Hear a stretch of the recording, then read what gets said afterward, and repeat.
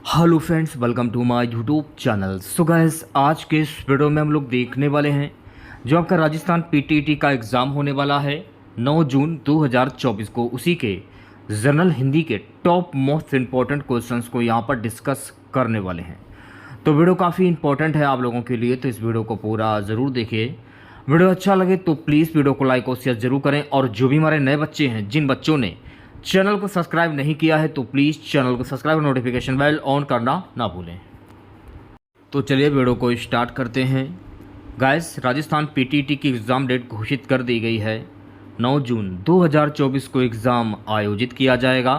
आप लोगों के पास सिर्फ और सिर्फ 31 दिन शेष हैं। तो आज मैं आप लोगों के लिए जनरल हिंदी के कुल 50 क्वेश्चंस लेकर आया हूं। अगर आप लोगों ने इन 50 क्वेश्चंस में 45 क्वेश्चंस के सही जवाब दिए तो आप लोग समझ लीजिएगा जनरल हिंदी की जो आप लोगों की तैयारी है वो काफ़ी हद तक अच्छी है। तो खुद से प्रयास कीजिएगा इन सभी क्वेश्चंस के आंसर देने का। 2 से 3 सेकंड के बाद मैं आंसर क्लियर कर दूंगा।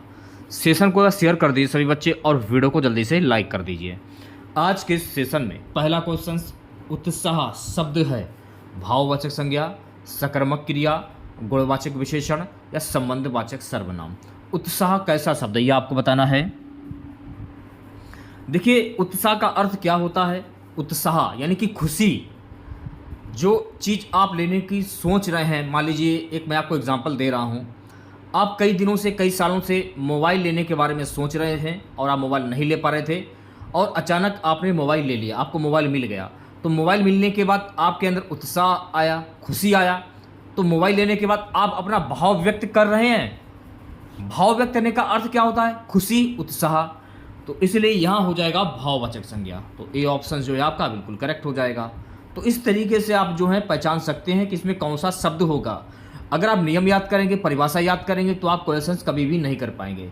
क्वेश्चंस को शॉर्ट ट्रिक के माध्यम से सॉल्व करने की कोशिश कीजिए। परीक्षा में ये होगा कि टाइम की बचत भी होगी, आप ज़्यादा से ज़्यादा क्वेश्चन जो है आप पेपर में अटेम्प्ट कर पाएंगे। घर का बहुवचन रूप क्या होता है? काफ़ी इंपॉर्टेंट क्वेश्चन है, 5 स्टार लगा लीजिए। ऊपर वाला भी और ये वाला क्वेश्चन, दोनों ही क्वेश्चन महत्वपूर्ण हैं। इन क्वेश्चंस को एक बार देख लीजिएगा आप लोग। घर का बहुवचन रूप क्या होता है? घर का बहुवचन रूप होता है यानी कि अनेक घर, ये भी कह सकते हैं आप लोग ना। तो घरों का अर्थ क्या होता है? यानी अनेकों घर। तो घर का बहुवचन शब्द हो जाएगा घरों। ए ऑप्शन करेक्ट हो जाएगा। अगला क्वेश्चन क्या है? हवा का पर्यायवाची शब्द नहीं है। अनिल, मारुत, समीर, अनल। हवा का पर्यायवाची शब्द नहीं है। जल्दी से आंसर दीजिए सभी बच्चे। पूरे 50 क्वेश्चंस का टेस्ट है, पूरा टेस्ट लगाएगा, बीच से छोड़कर किसी भी बच्चे को नहीं जाना है। हवा का पर्यायवाची शब्द नहीं है। देखिए, अनल जो है ना, ये हवा का पर्यायवाची शब्द नहीं है। देखिए, अनल जो है ना, ये आग का पर्यायवाची शब्द होता है, ये आपको ध्यान रखना है। और अनिल हुआ जैसे कि आपका, मारुत हुआ और समीर हुआ, ये आपके हवा के पर्यायवाची शब्द हैं, ये आपको ध्यान रखना है। लेकिन जो अनल है ना, अनल आग का पर्यायवाची शब्द है, ये भी आपको ध्यान रखना है। तो डी ऑप्शन जो है आपका करेक्ट हो जाएगा। नेक्स्ट क्वेश्चन देखेगा। जयशंकर प्रसाद बहुत बड़े नाटककार थे। उन्होंने खालिस्तान नाटक की रचना की। अजातशत्रु, शशिगुप्त, झांसी की रानी या राजमुकुट। जल्दी से आंसर दीजिए सभी बच्चे। जयशंकर प्रसाद बहुत बड़े नाटककार थे। उन्होंने खालिस्तान नाटक की रचना की। झांसी की रानी। ऑप्शन नंबर सी जो लोग बता रहे हैं वो सभी लोग बिल्कुल सही हो जाएंगे। सॉरी, झांसी की रानी नहीं होगा। इस क्वेश्चन का सही जवाब हो जाएगा अजातशत्रु। जयशंकर प्रसाद बहुत बड़े नाटककार थे। उन्होंने अजातशत्रु नाटक की रचना की है। तो यहाँ पर जो है आपका अजातशत्रु आ जाएगा। तो ए ऑप्शन जो है आपका करेक्ट हो जाएगा। नेक्स्ट क्वेश्चन देखेगा। अगला क्वेश्चन क्या है कि उपकूल में कौन सा समास है? द्वंद्व समास, द्विगु समास, अवयव समास या तत्पुरुष समास।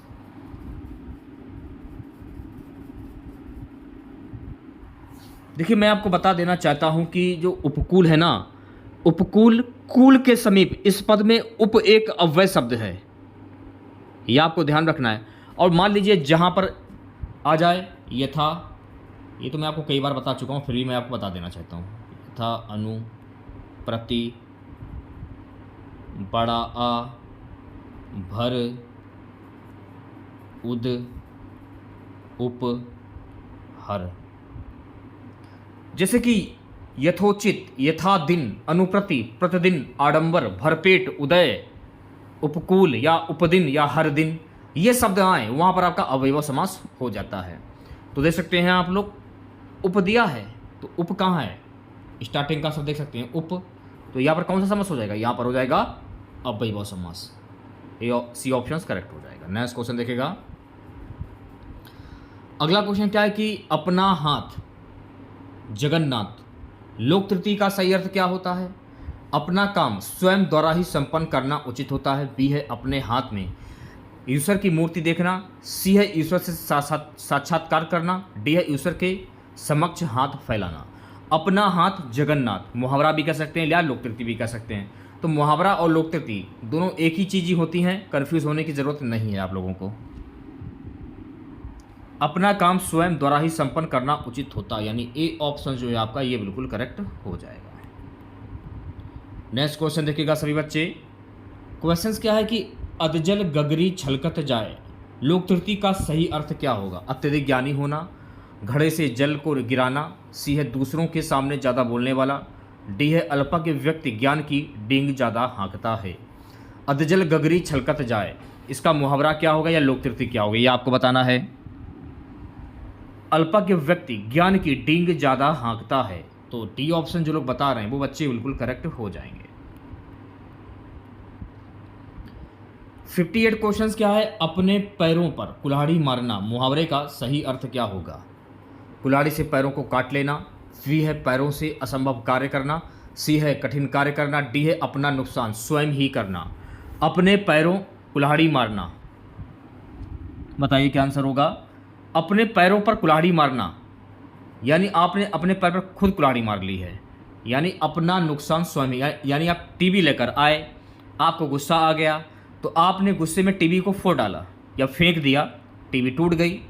तो इसका मतलब होता है अपना नुकसान स्वयं ही करें, यानी अपने पैरों पर कुल्हाड़ी मारना। डी ऑप्शन करेक्ट हो जाएगा। नेक्स्ट क्वेश्चन देखेगा 59, निम्नलिखित में से कौन सा शब्द शुद्ध है? यहां पर देखिए आपको शुद्ध शब्द की पहचान करनी है, बताइए क्या आंसर होगा? इसमें देखिए जो सम्मुख है ना, ये आपका शुद्ध शब्द हो जाएगा। और परीक्षा में भी ये क्वेश्चन सबसे ज़्यादा बार पूछा जाता है कि सम्मुख की शुद्ध वर्तनी क्या होती है, एक बार देख लीजिए आप लोग। डी ऑप्शन जो है आपका करेक्ट हो जाएगा। नेक्स्ट क्वेश्चन देखेगा सभी बच्चे। निम्नलिखित में से कौन सा वाक्य शुद्ध है? यहां पर देखिए आपको शुद्ध वाक्य की पहचान करनी है, सोच समझ कर आंसर दीजिएगा।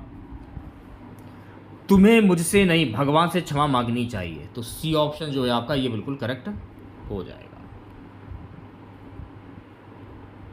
अगले क्वेश्चंस की ओर बढ़ते हैं। निर्देश दिए जा रहे हैं प्रश्न संख्या 61 से 65। नीचे दिए गए वाक्यों में रेखांकित शब्दों की वर्तनी के लिए चार विकल्प दिए गए हैं। इनमें से एक विकल्प में शुद्ध की वर्तनी शुद्ध है, उस शुद्ध वर्तनी का चयन कीजिए। अब इसमें क्या बोला जा रहा है, ध्यानपूर्वक देखिएगा। क्या है, चारों ओर उज्ज्वल चांदनी फैली है। उज्ज्वल की शुद्ध वर्तनी क्या होगी? उज्ज्वल कैसे लिखा जाता है? देखिए उज्ज्वल को लिखने का तरीका एक ही होता है, दो आधे जा, ये आपको माइंड में फीड कर लेना है, भूलना बिल्कुल भी नहीं है। तो उज्ज्वल की शुद्ध वर्तनी क्या होती है? उज्ज्वल को लिखने का तरीका क्या है? देखिए अगर आप उज्ज्वल लिखते हैं ना तो उज्ज्वल ऐसे लिखा जाता है, दो आधे जा वाह और ला, तो वी ऑप्शन करेक्ट हो जाएगा। नेक्स्ट क्वेश्चन देखेगा। हमें नियमों का उल्लंघन नहीं करना चाहिए। उल्लंघन को लिखने का तरीका क्या, इसकी शुद्ध वर्तनी क्या होगी? उल्लंघन की शुद्ध वर्तनी देखिए, उल्लंघन अगर आप लोग लिखते हैं ना तो उल्लंघन को लिखने का जो तरीका है ना वो ये रहा, उल्लंघन ऐसे लिखा जाता है। तो ए ऑप्शन जो लोग बता रहे हैं वो बच्चे बिल्कुल करेक्ट हो जाएंगे। अगला क्वेश्चन क्या है, हम जनतांत्रिक पद्धति में विश्वास करते हैं। जनतांत्रिक, तो जनतांत्रिक की शुद्ध वर्तनी क्या होगी ये आपको बताना है, सोच समझ कर आंसर दीजिएगा सभी बच्चे। जनतांत्रिक, वैसे तो जनतांत्रिक लिखने का जो तरीका है ना वो ये रहा, ऑप्शन नंबर वी करेक्ट हो जाएगा। क्वेश्चन बहुत ही इजी है, आसानी से बता सकते थे आप लोग। 64 क्वेश्चन देखिएगा सभी बच्चे। इस पुस्तक के अंत में दो परिशिष्ट दिए गए हैं, परिशिष्ट को लिखने का तरीका क्या है ये आपको बताना है। परिशिष्ट की शुद्ध वर्तनी क्या होगी? जल्दी से आंसर दीजिए सभी बच्चे। परिशिष्ट, सी ऑप्शन जो है आपका ये बिल्कुल करेक्ट हो जाएगा। परिशिष्ट को लिखने का तरीका ये रहा। अगला क्वेश्चन देखिएगा सभी बच्चे। आपके दर्शन कर मैं स्वयं को कृत्य कृत्य अनुभव करता हूं। कृत्य कृत्य की शुद्ध वर्तनी क्या होगी? जल्दी से आंसर दीजिए सभी बच्चे। इसको लिखने का जो तरीका है ना वो ये रहा, कृत्य कृत्य ऐसे लिखा जाता है। डी ऑप्शन जो है आपका करेक्ट हो जाएगा। क्लास को शेयर कर दीजिए सभी बच्चे। और अगर आप पीटीटी 2024 या बीएसटीसी 2024 परीक्षा की तैयारी कर रहे हैं, जनरल हिंदी की करना चाहते हैं, तो जनरल हिंदी की ऐसी तैयारी आप लोगों को कराऊंगा, बल्कि क्लास आप लोगों की चल रही हैं, क्लासों को देखिए और अपने हिंदी की जो तैयारी है आप लोगों की, अपनी तैयारी को अच्छे से और कर सकते हैं आप लोग। हिंदी की तैयारी कुल 50 क्वेश्चंस पूछे जाते हैं, चाहे पीटीटी हो या बीएसटीसी हो, दोनों में 50-50 क्वेश्चंस पूछे जाते हैं। तो 50 में 50 अगर आपको करना है तो पूरी क्लास को आपको देखना है। तू डाल डाल मैं पात पात का अर्थ क्या होता है? जैसे को तैसा, चालाकी का उत्तर चालाकी से देना, ऊंची कल्पना करना, जमीन पर ना रहना। सेशन को शेयर कर दीजिए एक बार आप लोग और वीडियो को जल्दी से लाइक कर दीजिए।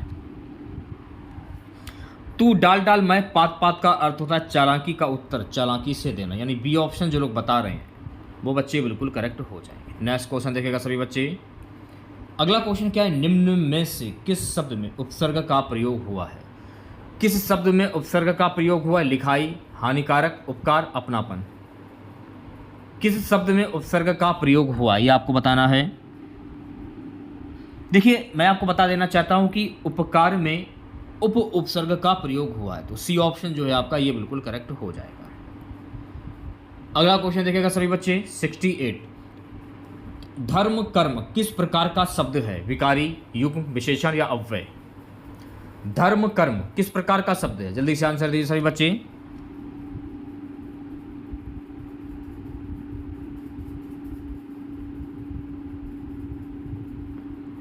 तो जो भी विद्यार्थी ऑप्शन नंबर वी की ओर जा रहे हैं वो सभी लोग बिल्कुल सही हो जाएंगे। युग्म, धर्म कर्म जो है ना ये युग्म प्रकार का शब्द है, बी ऑप्शन सही हो जाएगा।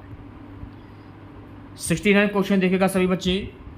किस शब्द का संधि विच्छेद सही नहीं है? चूज कीजिए आंसर, कमेंट बॉक्स में आंसर बताइएगा आप लोग। किस शब्द का संधि विच्छेद सही नहीं है?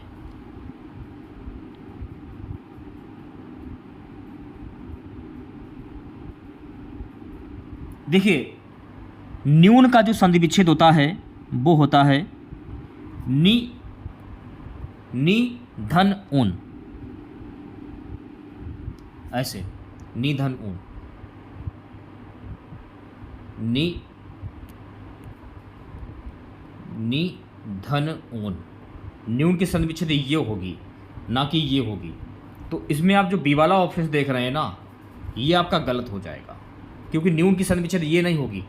जो उसमें बड़ी ई की मात्रा है ना इसकी जगह छोटी ई की मात्रा लगी, तो नी धन ऊन बराबर न्यून हो जाएगा।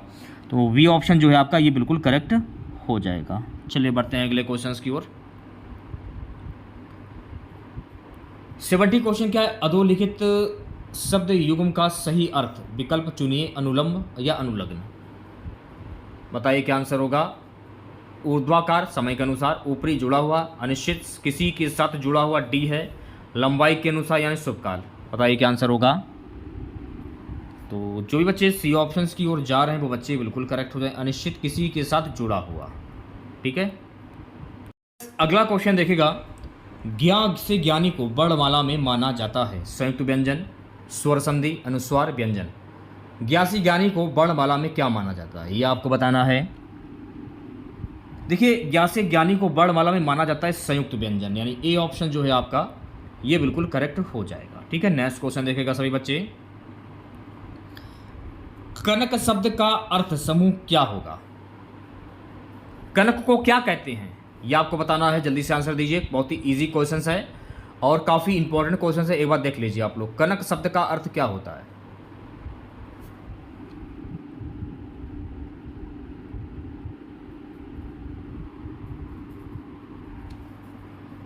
कनक शब्द का अर्थ होता है स्वर्ण, दतूरा और गेहूं, यानी बी ऑप्शन जो लोग बता रहे हैं वो बच्चे बिल्कुल करेक्ट हो जाएंगे।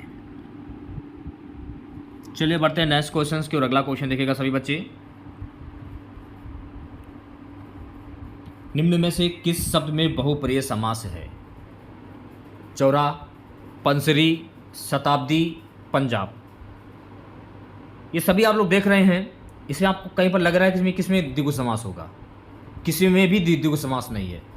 क्वेश्चन से ये गलत है। क्या पूछ रहे हैं? निम्न में से किस शब्द में बहुप्रिय समास है? क्योंकि इन चारों में द्विगु समास होगा, क्योंकि ये संख्यावाची शब्द हैं, तो किसी में भी बहुप्रिय समास नहीं है। अर्थात ये आप कह सकते हैं कि ये क्वेश्चन ही गलत है। विसर्ग संधि का उदाहरण है विस्मरण, विसर्ग, उच्चारण, अतएव।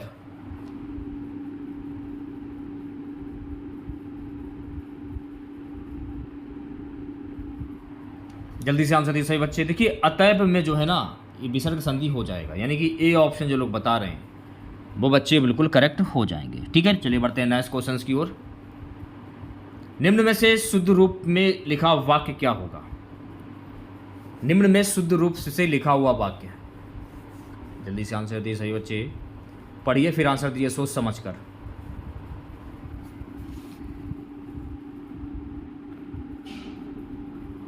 किसी आदमी को भेज दो, ये आपका शुद्ध वाक्य हो जाएगा, यानी कि ए ऑप्शन जो लोग बता रहे हैं वो सभी लोग बिल्कुल सही हो जाएंगे। वर्तनी की दृष्टि से शुद्ध शब्द क्या होगा? वर्तनी की दृष्टि से शुद्ध शब्द की पहचान करनी है आप लोगों को। आहन, आहन का लिखने का जो तरीका है ना वो ये रहा, आहन ऐसे लिखा जाता है, यानी बी ऑप्शन जो है आपका करेक्ट हो जाएगा। अगला क्या है गाइस कि चंदायन के रचयिता कौन है? मलिक मोहम्मद जायसी, कुतुबुन, मंझन, मुल्ला दाऊद। चंदायन के रचयिता कौन है ये आपको बताना है। जल्दी से आंसर दीजिए सभी बच्चे। तो चंदायन के जो रचयिता है ना वो हैं ऑप्शन नंबर डी, यानी मुल्ला दाऊद। डी ऑप्शन जो है आपका ये बिल्कुल करेक्ट हो जाएगा। अगला क्वेश्चन देखिएगा सभी बच्चे। अगला क्वेश्चन हमारा है 9 दिन चले अढ़ाई कोस का अर्थ क्या है? बहुत धीमी गति से काम करना, बी है बहुत धीमी गति से चलना, सी है अधिक समय से कम काम करना, डी है हरामखोरी करना। 9 दिन चले अढ़ाई कोस का अर्थ क्या होगा? बहुत धीमी गति से काम करना, यानी ए ऑप्शन जो है आपका ये बिल्कुल करेक्ट हो जाएगा। ठीक है, सेशन को शेयर कर दीजिए एक बार आप लोग और वीडियो को जल्दी से लाइक कर दीजिए। 79 क्वेश्चन क्या है? बुरा काम करने के पश्चात लोग क्या करते हैं? घबराते हैं, शर्माते हैं, चिल्लाते हैं या पछताते हैं? आपने कोई बुरा काम किया, बुरा काम करने के बाद एक दो व्यक्ति को पता चल गया, तो काम करने के बाद आपको कैसा लगेगा उन व्यक्तियों के सामने? घबराएंगे आप, कहीं वो बता के किसी को ना दे। तो ए ऑप्शन जो है आपका ये बिल्कुल करेक्ट हो जाएगा। प्रश्न संख्या निर्देश दिया गया, प्रश्न संख्या 80 से 81 तक। प्रत्येक प्रश्न में एक वाक्य दिया गया है, पूरे वाक्य के लिए एक शब्द का चयन कीजिए। अब क्वेश्चंस क्या है?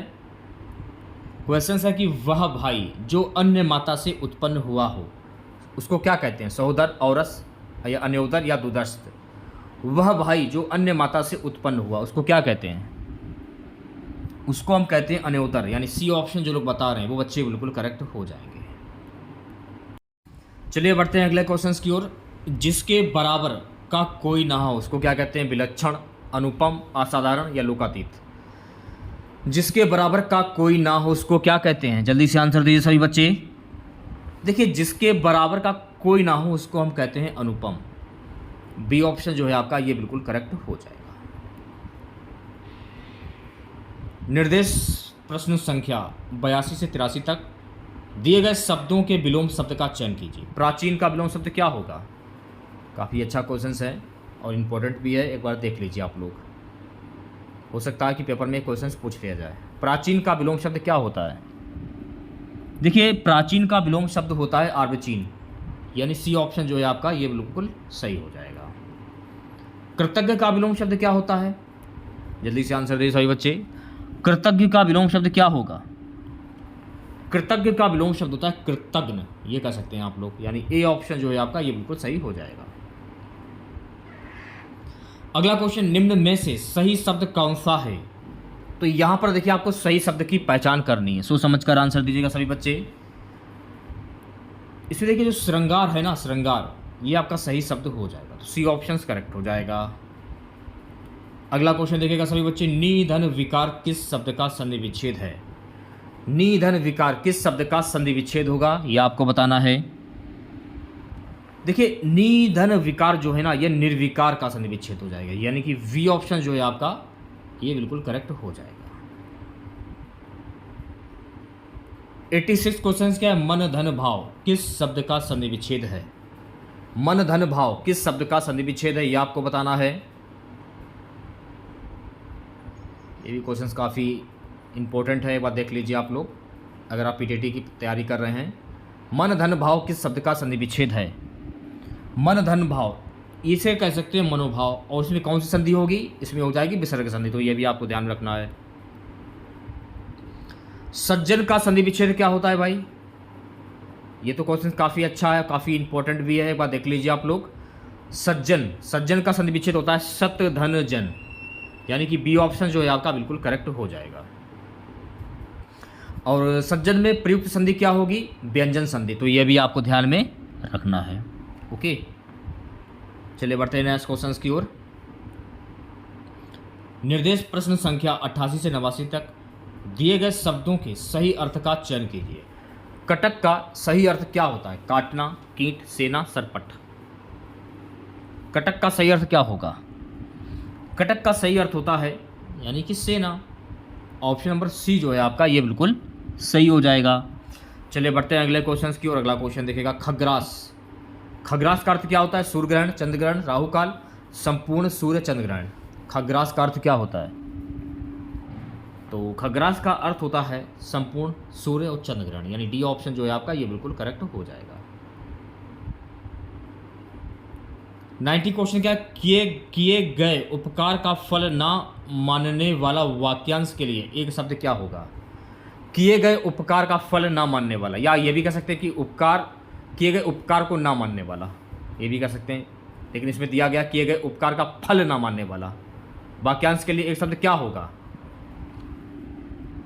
क्वेश्चंस काफ़ी इंपॉर्टेंट है, ये बात देख लीजिए आप लोग सभी बच्चे ज़्यादा से ज़्यादा। देखिए किए गए उपकार का फल ना मानने वाला उसको कहते हैं कृतज्ञ, यानी ए ऑप्शन जो है आपका बिल्कुल करेक्ट हो जाएगा। क्वेश्चन को शेयर कर दीजिए एक बार आप लोग, वीडियो को जल्दी से लाइक कर दीजिए। अगला क्वेश्चन क्या है, निम्नलिखित में से शुद्ध वाक्य। तो यहां पर देखिए आपको शुद्ध वाक्य की पहचान करनी है, बताइए क्या आंसर होगा।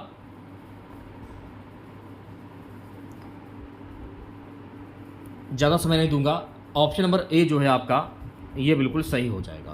क्या बोल रहा है? तुलसी की कविता में माधुरता है, ये सही हो जाएगा। अगला क्वेश्चन देखिएगा सभी बच्चे, ना नौ मन तेल होगा ना राधा नाचेगी का भाव क्या होगा? काम ना करने का बहाना बनाना, वी है खूब काम करना, सी है काम से दिल उबना, डी है काम में आलस्य करना।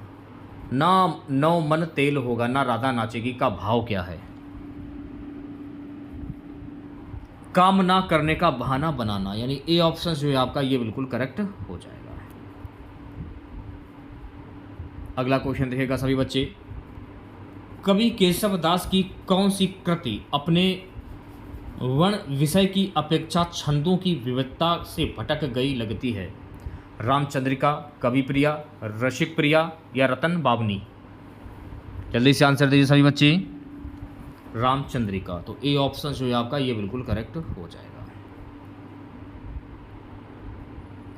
94 क्वेश्चन देखिएगा, थोड़ा सा कठिन है फिर भी कोशिश कर रहा हूं पढ़ने की। विभावानुभाव व्यवचारी संयोगदास ग्रस निष्पत्ति, ये सूत्र किसका है? भरत मुनि, कुंतक, वामन या क्षेमेंद्र? प्रश्न काफी इंपॉर्टेंट है, एक बार देख लीजिए आप लोग। तो ये किसका सूत्र है? ये जो है ना ये भरत मुनि का सूत्र, तो ए ऑप्शन जो लोग बता रहे हैं वो सभी लोग बिल्कुल सही हो जाएंगे। अगला क्वेश्चन देखिएगा, निम्नलिखित में से दंत वर्ण कौन सा है? दंतस्थ वर्ण, टा, चा, ता या उ? देखिए टा जो है ना, टा ये आपका दंतस्थ वर्ण हो जाएगा, यानी ए ऑप्शन जो है आपका ये बिल्कुल करेक्ट हो जाएगा। ता जीभ जो है आपकी दांत से टकरा रही है, तो ए ऑप्शन करेक्ट हो जाएगा। अगला क्वेश्चन क्या है, भला में क्या कर सकता हूँ? वाक्य में भला शब्द है संज्ञा, सर्वनाम, विशेषण या अव्यय?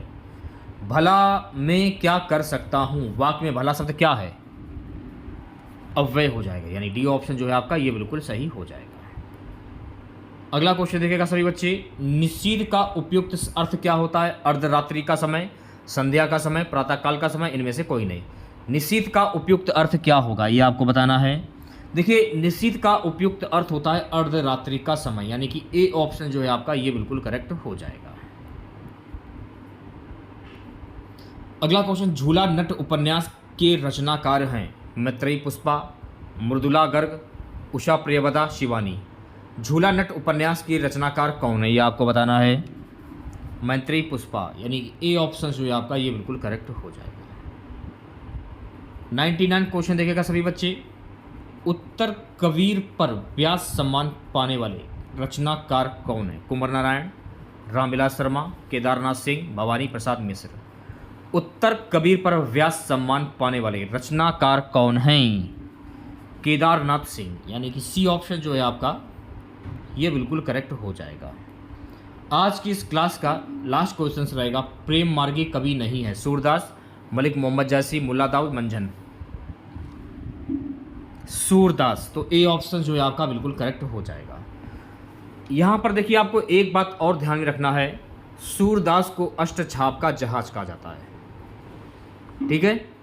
तो आज की इस क्लास में हम लोगों ने पीटीटी 2024 की परीक्षा के लिए जनरल हिंदी के कुल 50 क्वेश्चन डिस्कस किए हैं। 50 में आपको 45 क्वेश्चंस के सही जवाब बताने थे। तो 50 में आप लोगों ने कितने क्वेश्चंस के सही जवाब बताए कमेंट बॉक्स में जरूर बताइएगा। अगर आप लोगों को वीडियो अच्छा लगा हो तो प्लीज़ वीडियो को लाइक और शेयर जरूर करें। चैनल पर पहली बार विजिट कर रहे हैं तो चैनल को सब्सक्राइब करके नोटिफिकेशन बेल ऑन करना ना भूलें। मिलते हैं नेक्स्ट वीडियो के साथ। जय हिंद, जय भारत।